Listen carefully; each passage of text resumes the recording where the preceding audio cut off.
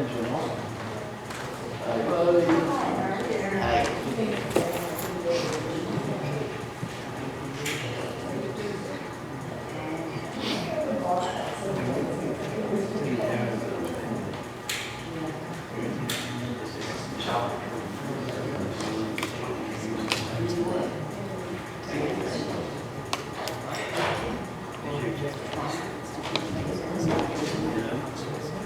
morning. Good morning.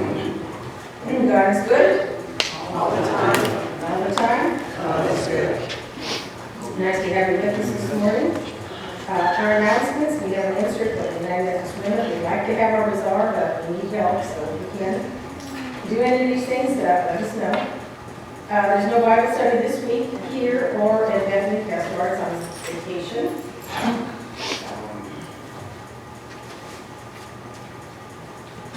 Summerfest this afternoon. If you're not doing anything, it's not too hot. Go down and support Summerfest so they can have a big Summerfest next year. Anybody else have any other announcements?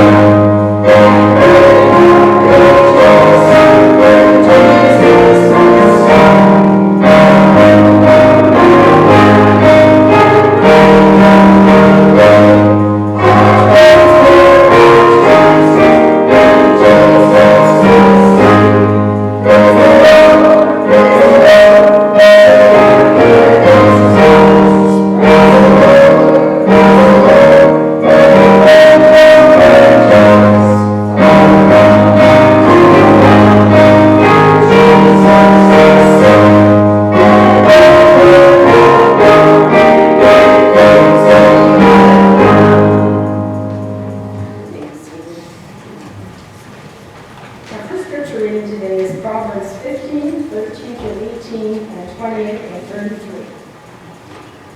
A joyful heart makes a cheerful face, but when the heart is sad, the spirit is broken. The mind of the intelligent seeks knowledge, but the mouth of fools feeds on foolishness.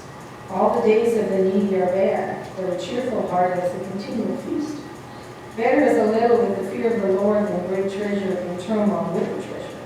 Better is a portion of vegetables where there is love than a fat ox served with hatred. A hot-tempered person stirs up strife, but the slow to anger calms the dispute. The heart of the righteous ponders how to answer, but the mouth of the wicked pours out weak things. The fear of the Lord is the instruction for wisdom, and before honor comes humility. Here are songs of praise. The first one is 2023, on Majestic is Your Name, and the second one, 2108, Oh, What About You?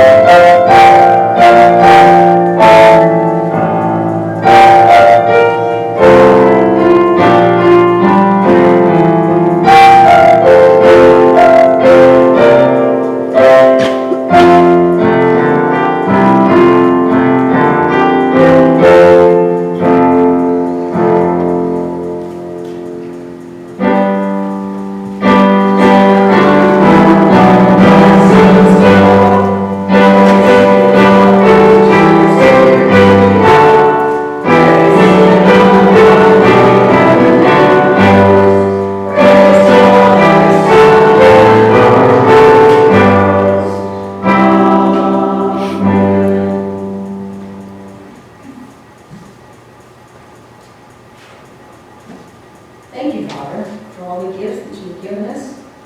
We are so unworthy of the kingdom that you so given to us. You continue to bless us, Lord. Help us to use these gifts in a way that pleases you. In your Son's name we pray. Amen.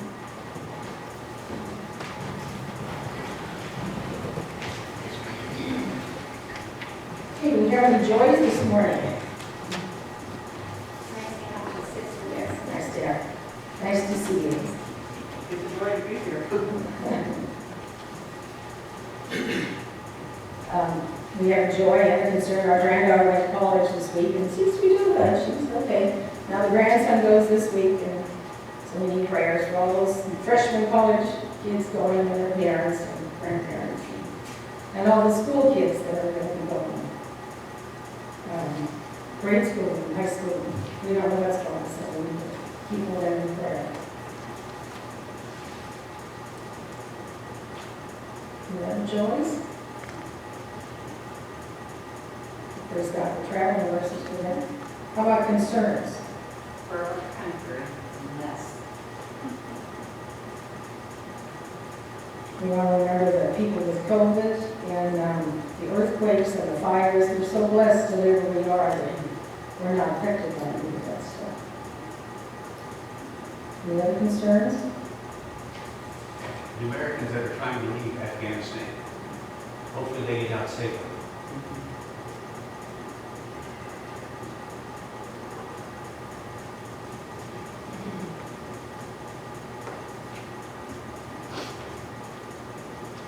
We want to remember those that have lost family this week, or their family, and the last Bobowski family.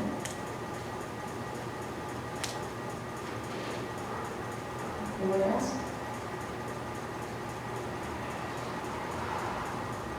Okay, let's stop for prayer. Father God, we come to you rejoicing in just who you are. You've blessed us so much. And we're so grateful for all that we have and all that you continue to give us. We thank you for the joys that we share, the traveling nurses, and those in college. And we pray, Lord, for those on their way, the children to come in our schools, and all the faculty, and that we can all be safe in this program. I think of those that are dealing with the fires and earthquakes. Can't even imagine what those things are like. We ask that you touch those people. We pray for our country and our leaders, and that they would come to you, and that you would give them wisdom, and not make it be selfish, but something for the whole country. We pray for the whole country to understand the Americans there and all the people. Just have your hand in that. And if there are any unspoken requests, we know, Lord, that there are those. May those in need feel your presence. Help us to stay close to you in our thoughts, words, and actions. And use us as your servants to bring hope to others. And now we pray the prayer that God taught us to pray. Our Father, who art in heaven, hallowed be thy name. Thy kingdom come, thy will be done, on earth as it is in heaven. Give us this day our daily bread, as we forgive those who trespass against us. And lead us not into temptation, but deliver us from evil. For thine is the kingdom, and the power, and the glory forever. Amen. Our next hymn is 170, Oh, How I Love Jesus. Oh,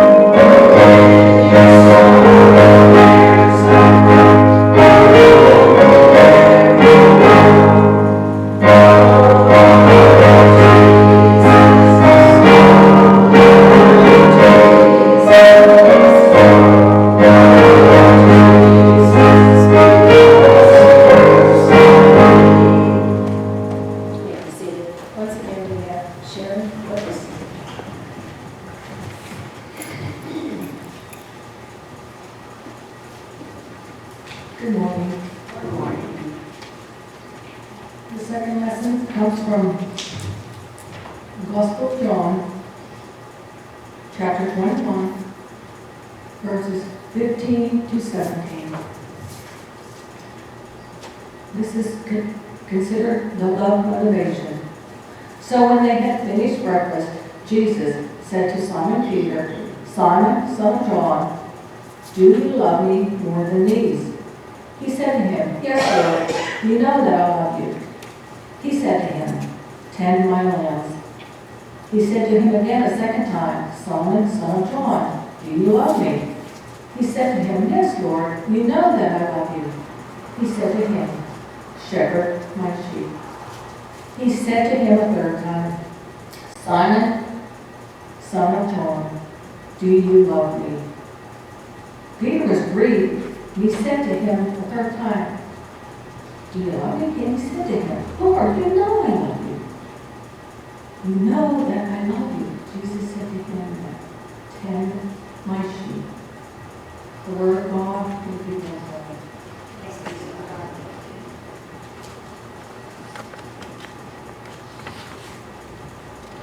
It's nice to be back with you as I humbly share the message that God gave me.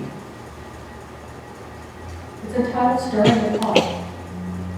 Back when we were under quarantine, I was listening to Dr. Charles Stanley every morning. But the second half of his message, but then the second half, it wasn't him, it was his son, Andy Stanley. And he said he was going to talk about how to parent in the 21st century. And for the briefest second, I thought I was going to turn it off. Since my kids are older, I thought, is there anything that I could get out of his message? But I was so glad that I stayed with him because he brought up a point right away that could apply to anyone, not just parents bringing up children in today's world. He made this statement that when someone says, "You made me so mad," and we have to be honest, how many people have said that in our lives through different things? This made me so mad. So we should stop right there and look at this for what it really is. He went on to say that if anyone brings out anger or any other emotion in us, we have to realize that it did not just happen at that very moment. He said there isn't anyone that can bring something out in you that wasn't hidden deep down inside you in the first place. Well, that statement stuck with me and made me think. And this is when I know that God wants my attention. We all need to step back and really ask ourselves, what are we made of inside? Yes, everyone can see our outward appearance, but what are we made up of inside? We are asked this question from the Bible in 1 Corinthians chapter 3, verse 16. Do you not know that you are the temple of God, and the Spirit of God dwells within you? First, we have to ask ourselves, what does the temple of God consist of? Well, we have the outer court of the temple. Our bodies stand for the outer court, because that is what is visible to others. The second part of the temple is called the holy place. And us as humans, this represents our souls. It's where our mind, will, and emotions are.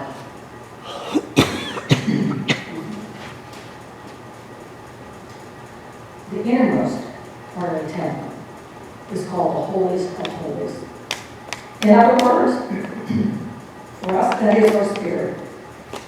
This is where God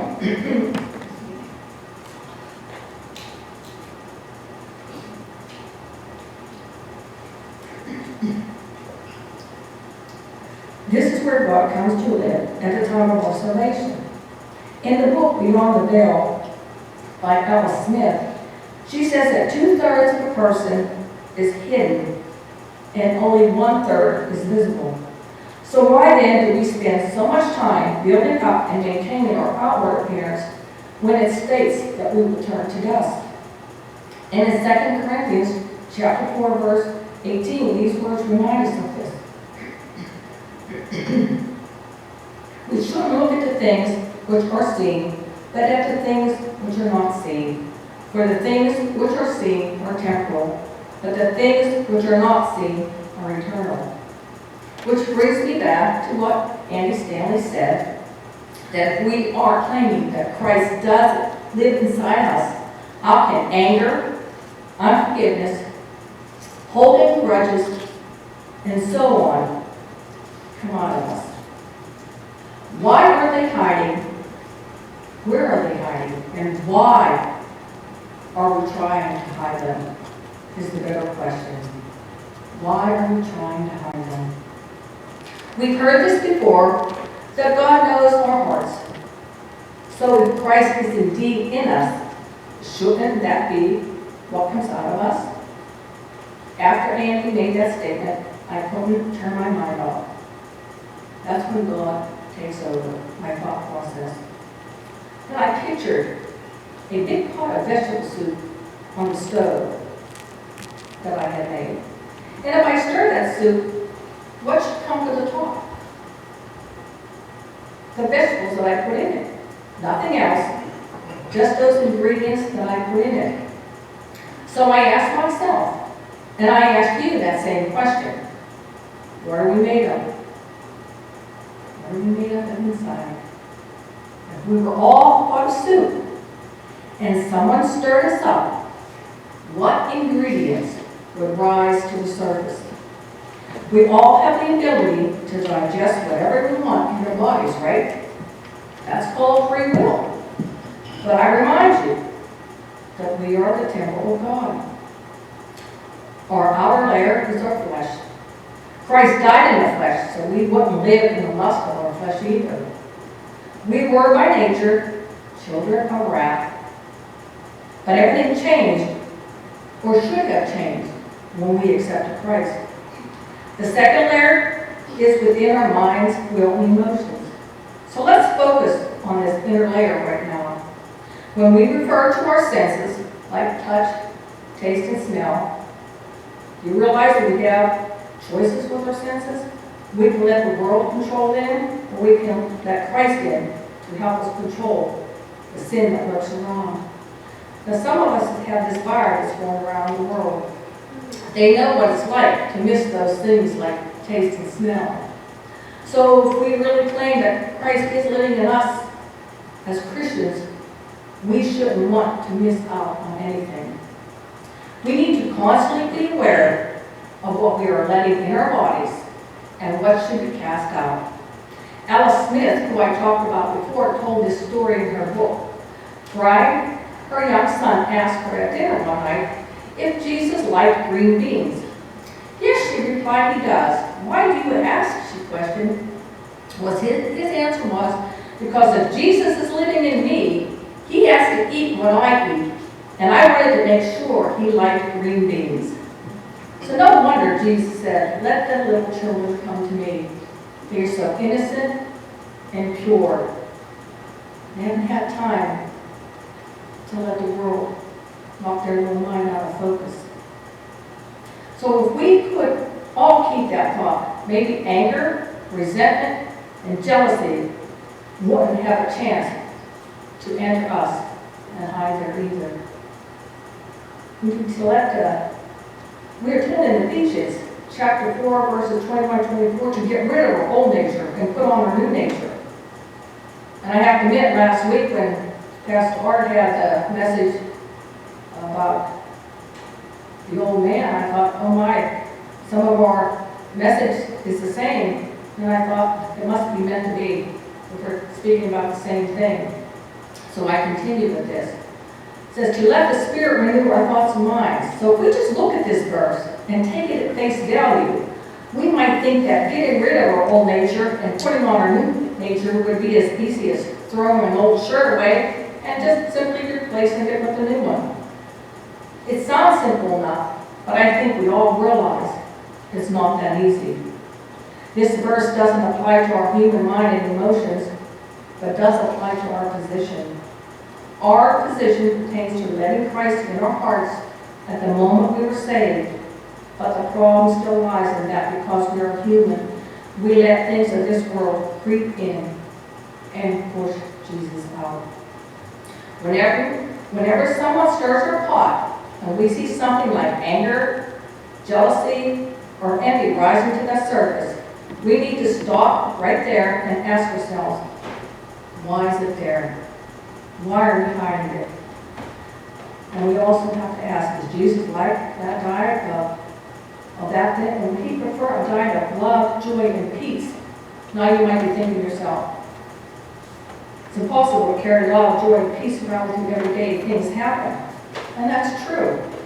But yet, why is it so easy to carry that anger and resentment around for days, months, years in your life? So if we can carry that around, I think we can carry his love, joy, and peace just as well. I think we all have to have that mindset of that little boy. We need to constantly ask ourselves, will God like this if I put it in my body? You know, we all have had things that happened to us in the past that have sunk to the bottom of our pots. And it just takes one word and our pots start to simmer. One stir, our pots start to simmer a little more until you guessed it, we boil over. We may even have some burnt pieces stuck to the bottom of our pot. Could that be some unresolved sin in our life?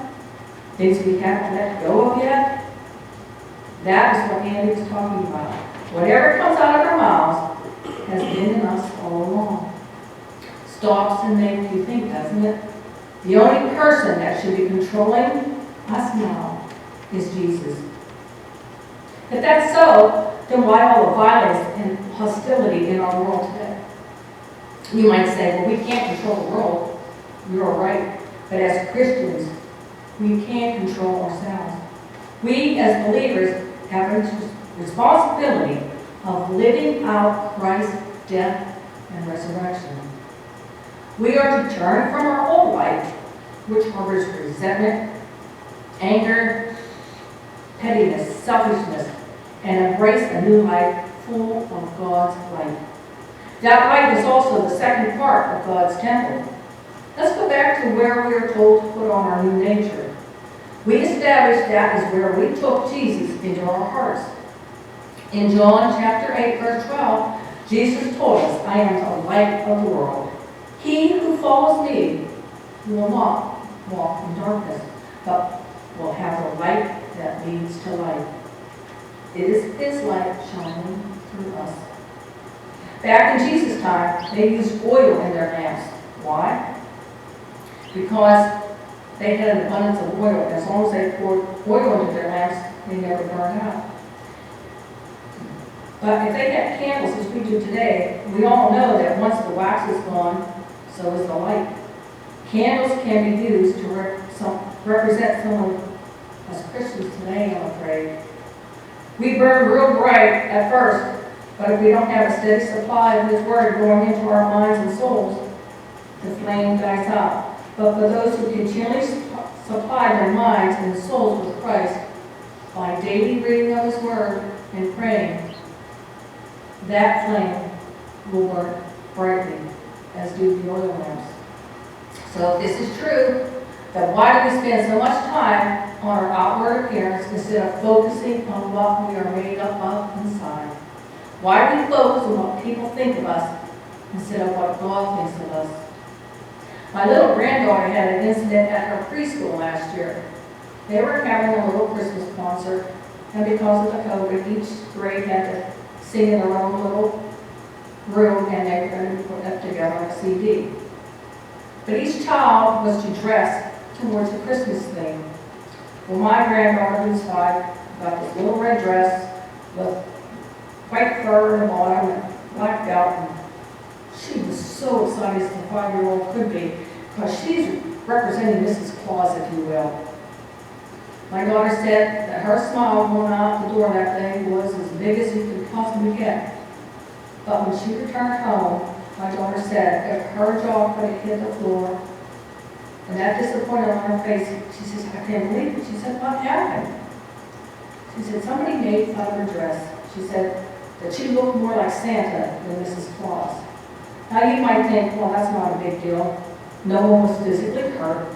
But we all have to think before we speak.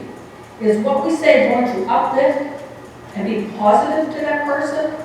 Or are we out to put another person down only to make ourselves look and feel better? What are we putting into our pots as we continue to grow? What could already be done in that little girl's pot at such an early age? Now, I'm not saying she meant to do this, but you know, when kids start school at an early age, things go on. It's sad, but it's a fact. I think we all have to be mindful of what we're putting in. Then Andy Stanley said another thing that struck me. He went on to say that any time we do something to destroy a relationship, there's only one thing left to do, and that is to restore it.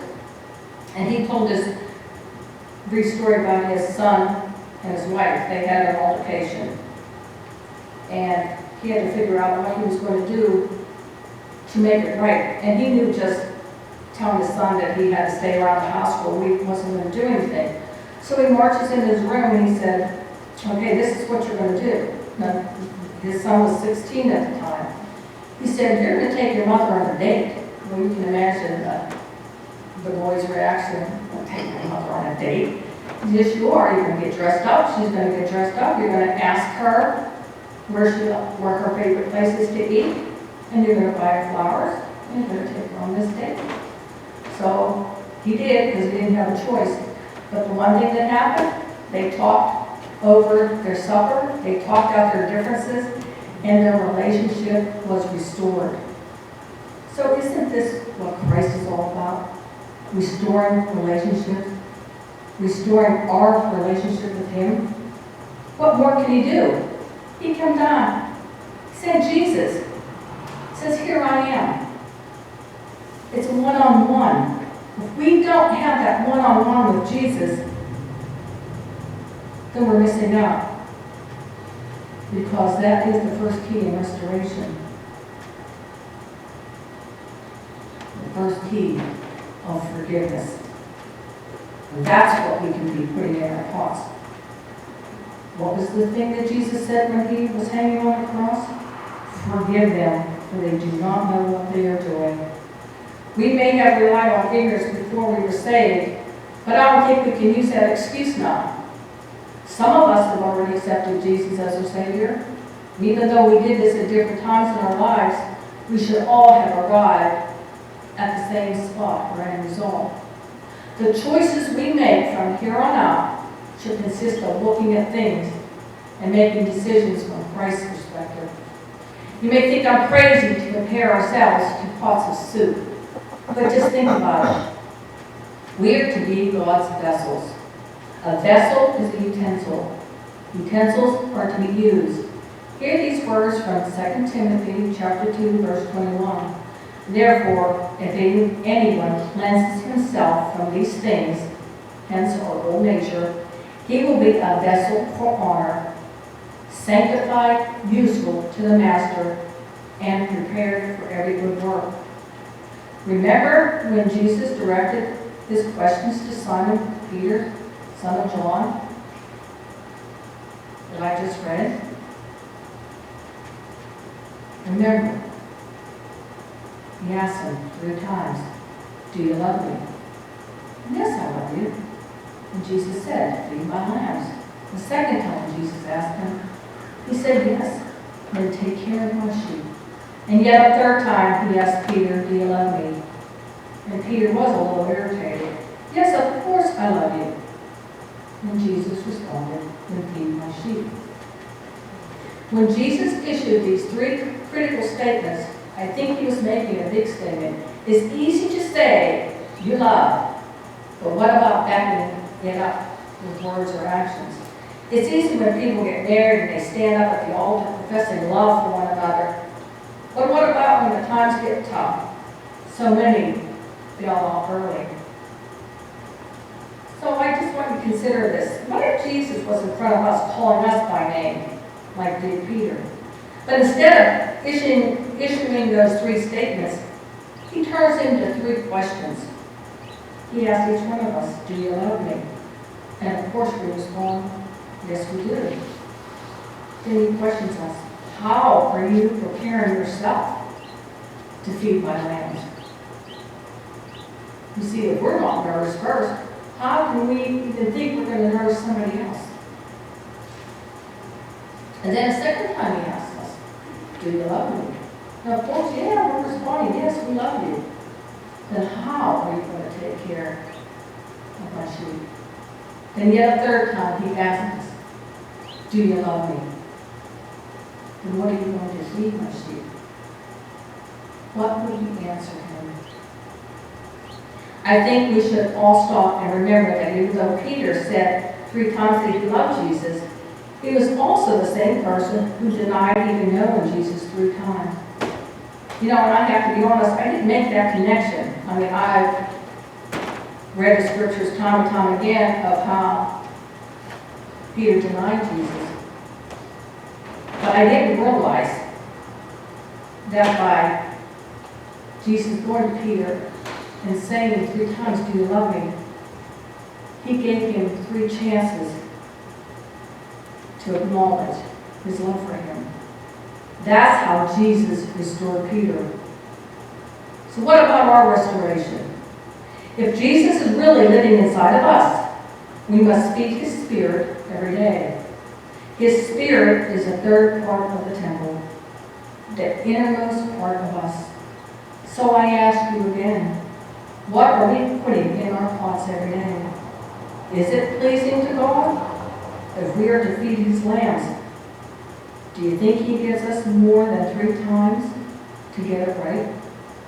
When we put our ladles in to dish out this food that's inside of us, we have to ask ourselves, is it going to be nourishing to others? Or is what we are dishing out spoiled because we are ingesting a diet of hate, unforgiveness, bitterness, jealousy, and a host of other things? There isn't anyone who can survive on that kind of nourishment. So I just wanted to leave you with some food for thought. I think we all can learn a valuable lesson from little Brian when he asked, does God like green beans? Because if Jesus is really living in me, and if Jesus is living in each one of you, we should remember that whatever we digest into our bodies goes into his spirit as well. We should always ask ourselves if these things will nourish us and his spirit, so that when our pots get stirred up and things rise to the top and it is being dished out, will it in fact nourish and fulfill Jesus' lambs like he asked of us? And most importantly, will it bring restoration? Or will that stuff rising up be a little less nourishing, as in my granddaughter's case, leaving his hands empty and wanting for more? It's up to you. Is your pot? What kind of soup will you be making from here on out? Just remember those 3 questions Jesus asked. Do you love me? It sure would be nice if we all ended up with the same sort of recipe. Oh, maybe some of us would have a little more grace. Maybe some of us would have a little more forgiveness in our pots. But all in all, we should all have a pot full of love to nourish his spirit and this famished world.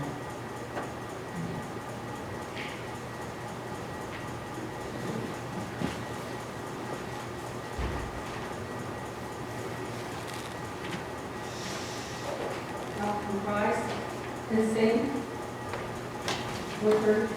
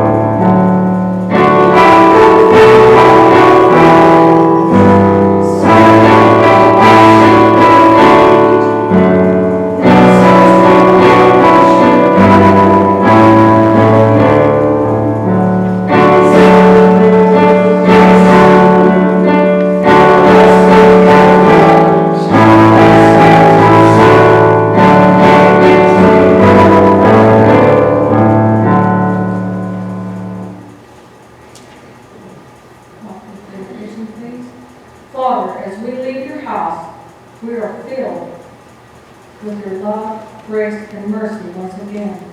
May we continue to fill our pots with those same ingredients, that we truly may be vessels for your honor.